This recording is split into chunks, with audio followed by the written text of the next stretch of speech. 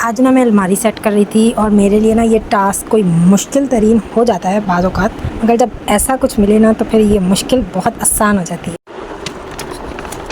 ये जो खुशी का टाइम मुझे मिला है, 1 2 एंड अगेन आपके लिए,